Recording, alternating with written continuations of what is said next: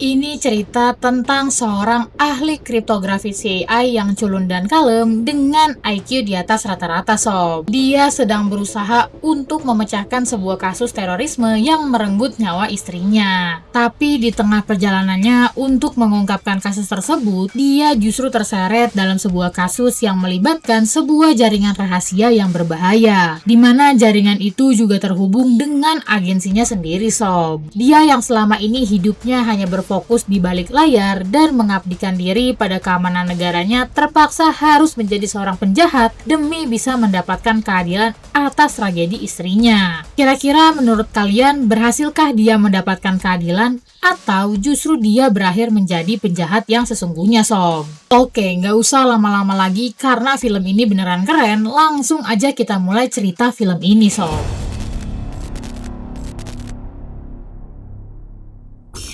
Film ini menceritakan petualangan seorang ahli kriptografi CAI yang bernama Charlie. Dia merupakan seorang pria sederhana yang hidupnya selalu di balik layar tanpa banyak sorotan apalagi aksi yang berlebihan sob.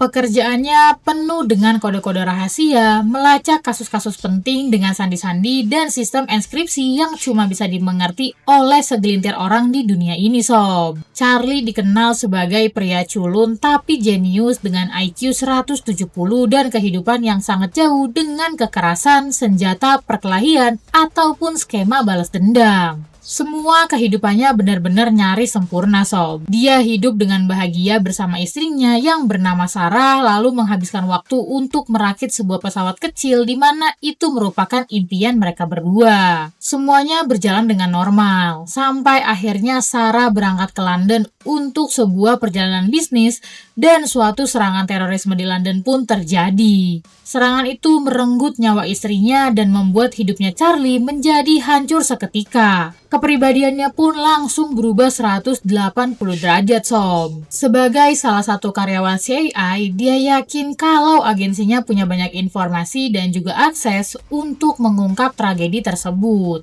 Namun kenyataan pahit yang justru dia terima sob. Pihak CAI justru menyembunyikan soal aksi terorisme di London itu dan bilang bahwa mereka nggak punya banyak akses sob. Charlie yang merasa nggak percaya pun mulai mencari tahu lebih dalam soal tragedi tersebut dan menyerahkan hasilnya ke kepala departemennya. Dia berharap bahwa agensinya akan membantunya untuk mencari dalang kasus terorisme itu. Namun sayangnya nih sob, lagi-lagi menurut atasannya kasus tersebut bukanlah sebuah kasus prioritas. Charlie yang mengetahui bahwa CAI pernah punya keterlibatan dalam jaringan senjata yang pernah menyebabkan adanya tragedi bom di Amerika Serikat itu pun menjadikan hal tersebut sebagai kartu as untuk menekan atasannya sob. Dia mulai mengumpulkan informasi detail soal keterlibatan agensinya secara diam-diam dan menggunakan rahasia itu untuk menuntut atasannya agar mereka mau memberikan dia pelatihan intelijen khusus. Charlie mengancam akan membocorkan rahasia besar itu kalau mereka nggak mau memenuhi tuntutan Charlie sob. Atasannya pun sepakat mengirim dia ke pusat pelatihan khusus tempat para agen CAI dilatih untuk memegang senjata, taktik, dan berbagai teknik rahasia untuk sebuah misi yang berbahaya. Di sana, Charlie harus menjalani segala rangkaian latihan dengan bimbingan Hendo pelatih khususnya sob. Namun sayangnya mereka nggak benar-benar mengirim Charlie untuk sekedar dilatih. Para petinggi CAI itu pun mulai mengincar Charlie. Mereka mulai merasa bahwa keberadaan Charlie ini adalah sebuah ancaman serius yang perlu untuk disingkirkan. Mereka mulai menggeledah ruang kerja, menelusuri komputer, bahkan menggeledah rumah Charlie untuk mengetahui dari mana Charlie mendapatkan rahasia kotor CAI itu.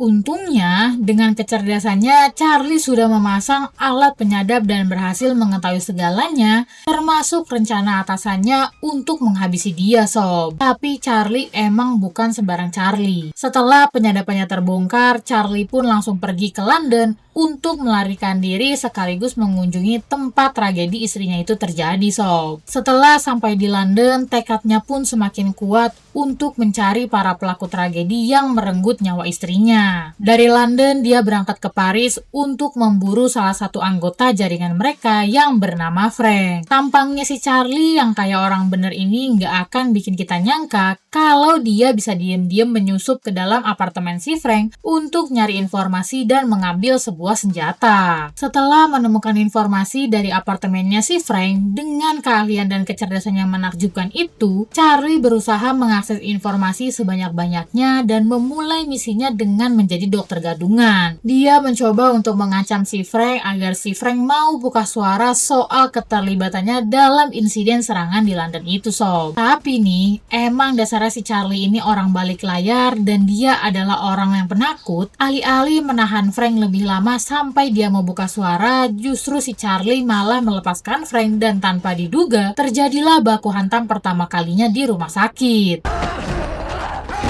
Frank menyerang Charlie dan berusaha untuk melarikan diri. Mereka baku hantam dengan sangat sengit, Sob. Tapi karena aksinya yang belum penuh pertimbangan itu, mereka malah jadi kejar-kejaran hingga akhirnya si Frank lari keluar dan meninggoy karena ketabrak mobil.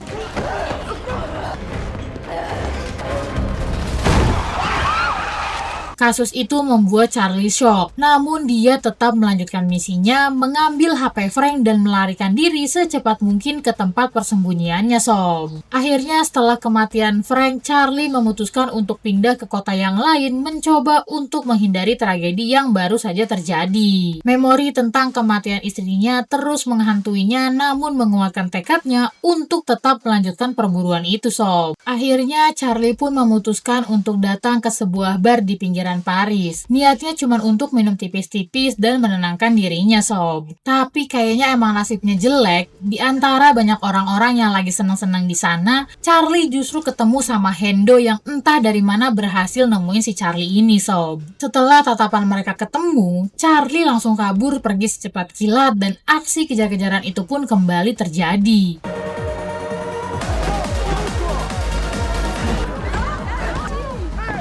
Charlie menerobos kerumunan orang-orang yang lagi sibuk senang-senang itu dan kejar-kejaran itu pun terjadi dari satu bar ke bar yang lain, Sob. Charlie yang panik akhirnya justru terjebak dan mau gak mau harus duduk berhadapan dengan si Hendo ini. Pelan-pelan si Hendo yang lagi nyeramain Charlie ini pun gak sadar kalau pria cupu itu mungkin emang gak jago berantem, Sob. Tapi Charlie punya satu keahlian mematikan, yaitu merakit bom dengan waktu yang cepat. Dan bener aja, dalam waktu 3 detik, sebuah bom yang Charlie pasang meledak di bar tersebut dan Hendo pun langsung kehilangan langkah Charlie begitu semua lari berhamburan karena panik.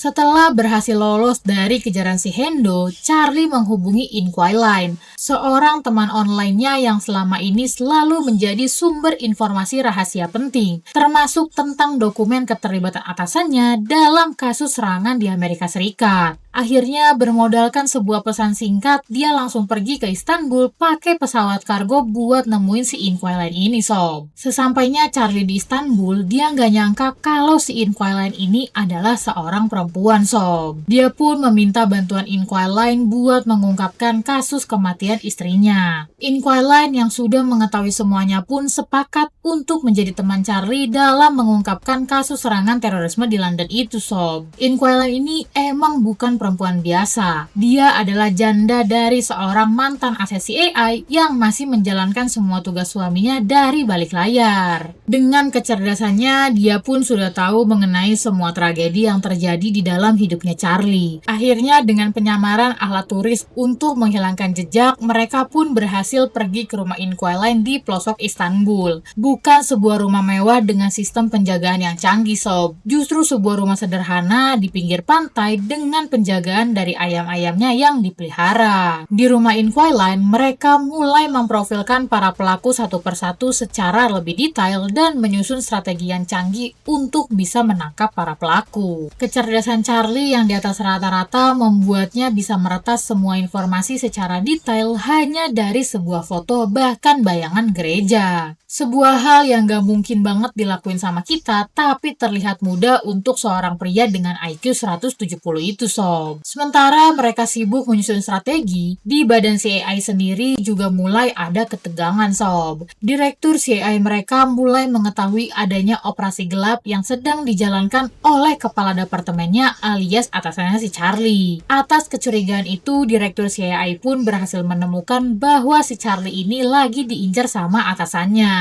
Akhirnya dia pun menggelar konferensi pers dan menegaskan bahwa dia akan mengungkap tuntas kasus serangan terorisme di London yang merenggut nyawa Sarah sekaligus warga negara Amerika. Di tengah-tengah huru-hara yang lagi terjadi di agensinya, Charlie dan Inquiline tetap fokus untuk menjalankan strategi dengan lebih matang. Mereka memburu jaringan terorisme itu dengan detail dan menciptakan sebuah strategi yang super gila, Sob. Mereka membuat strategi untuk memecahkan kaca kolam renang gantung di sebuah hotel yang biasanya dipesan oleh salah satu pelaku. Awalnya sih rencana ini hanya sebagai sebuah ancaman biar targetnya mau buka suara. Namun karena lagi-lagi nggak berhasil, akhirnya rencana super gila ini benar-benar dieksekusi oleh Charlie, Sob. Dengan alat yang dia pegang, Charlie memecahkan kolam renang gantung di lantai 16 itu yang otomatis tragedi itu berhasil menghabisi targetnya secara nggak langsung.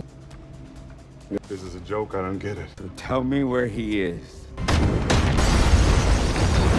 Sesaat setelah insiden tersebut, Charlie berusaha untuk melarikan diri. Tapi sayangnya nih, lagi-lagi dia ketemu dengan si Hendo yang berhasil melacak jejaknya, Sob. Dengan bantuan Inquiline sebagai operatornya, Charlie pun berusaha melarikan diri dari kejaran si Hendo. Nah, saat dia udah nyaris berhasil tertangkap, tanpa disangka Hendo justru terlibat baku hantam dengan seseorang yang diduga juga salah satu agen CAI tandingan, Sob. Pertarungan itu bener-bener cukup sengit. Situasinya juga makin kacau dan kesempatan itu berhasil Charlie manfaatkan untuk melarikan diri. Tapi nih Sob, karena insiden kolam renang itu, si AI akhirnya berusaha untuk melakukan penelusuran lebih mendalam soal siapa orang di belakang Charlie. Dan akhirnya mereka pun berhasil melacak keberadaan Inquiline, Sob. Mereka langsung mengirim pasukan khusus buat gerebek rumah si Inquiline di Istanbul. Get me the Russian station chief in Istanbul. Charlie dan Inquiline yang panik pun berusaha untuk melarikan diri dengan mobil secepat kilat. Tapi sayangnya nih Sob, seluruh akses baik darat, laut, dan udara udah dikepung duluan sama aparat. Peluru ditembakkan dari segala arah, sampai akhirnya salah satu peluru itu mendarat di dada Inquiline yang membuatnya meninggoy seketika. Charlie pun mulai merasa frustasi atas semua yang terjadi, Sob. Rasa bersalah sekaligus ingatannya soal istrinya bikin dia benar-benar bingung. Tapi dia nggak mungkin pulang, Sob. Dia nggak nyerah. Dia membeli sebuah HP dan laptop yang baru untuk melanjutkan misinya yang selanjutnya. Charlie mengakses semua informasi dari HP Inquiline dan menggunakan hal itu untuk menjebak targetnya di Romania, Sob. Tapi sebelum dia mengeksekusi targetnya, dia memanfaatkan kecerdasannya untuk bikin rekayasa bayangan dirinya yang dia gunakan untuk mengelabui agensinya soal keberadaannya. Jadi nih, saat Charlie lagi berada di Romania, si AI justru menemukan jejak Charlie lagi ada di Berlin, Sob. Setelah musuhnya datang, Charlie pun meminta musuhnya untuk membuka sebuah kotak yang sudah berisi rakitan bom yang dia buat sendiri. Targetnya berhasil dia jebak dalam kondisi nggak berdaya. Karena maju, mundur, ataupun cabut, bom itu akan tetap meledak, Sob. Dia pun menggali informasi dari targetnya soal keberadaan pelaku utama pembunuhan Sarah, istrinya. Begitu merasa informasi yang dia butuhkan sudah cukup, gak kayak sebelumnya yang gak tegaan, justru Charlie langsung berjalan pergi dengan santainya dan membiarkan bom itu meledak, Sob. Please, wait! Lalu di saat bersamaan, kepala departemennya mulai merasa frustasi setelah dia tahu kalau yang mereka pantau dari tadi hanyalah sebuah bayangan yang direkayasa. Setelah selesai dengan targetnya di Romania, Charlie pun berangkat ke Rusia, Sob. Ini menjadi jejak finalnya dalam mencari semua sindikat terorisme di London itu. Charlie pergi berburu ke sebuah pelabuhan yang dia yakini ini adalah tempat untuk pengiriman amunisi senjata segala serangan termasuk serangan terorisme yang merenggut nyawa istrinya. Tapi sayangnya nih Sob, si pria lugu ini malah malah sempat berbicara dengan salah satu bagian dari mereka. Hal ini tentu aja bikin Charlie jadi berhasil ditangkap dengan cara dilumpuhin dari belakang dan dibawa pergi ke sebuah kapal besar di tengah perairan Rusia. Dan ternyata itu adalah tempat persembunyiannya Schiller, pembunuh yang menembak istrinya. Orang yang paling Charlie cari selama ini, sob. Charlie yang berhasil ditangkap pun gak merasa kaget dan mengungkapkan bahwa dia tahu semua serangan ini juga melibatkan kepala departemennya. Tapi alih-alih menghabisi Charlie kayak penjahat pada umumnya nih,